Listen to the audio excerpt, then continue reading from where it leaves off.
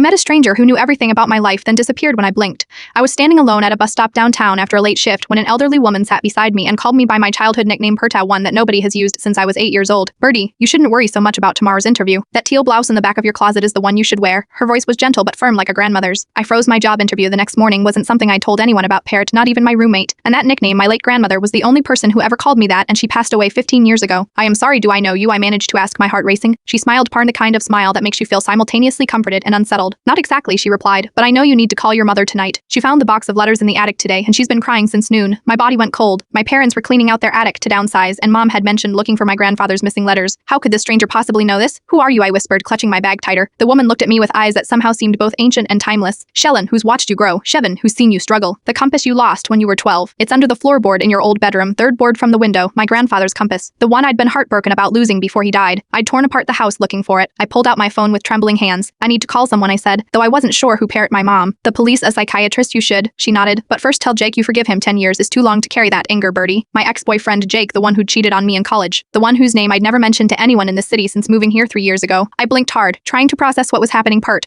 and when I opened my eyes the bench beside me was empty. The woman had vanished completely. No footsteps walking away, no bus pulling off, just gone. I spun around searching the empty street but saw no sign of her. My bus arrived seconds later, and the driver gave me an odd look as I stood there pale and confused. That night, I called my mother. She'd been crying for hours after finding the letters. The teal blouse did indeed get me the job, and last week I pulled up the floorboard in my old bedroom at my parents' house. The compass was exactly where the woman said it would be, still shining, the engraving from my grandfather still clear. Find your true north, Birdie. Sometimes I sit at that same bus stop hoping she'll return. I have so many questions, but maybe some encounters aren't meant to be explained, Part, just experienced and remembered when we need them most.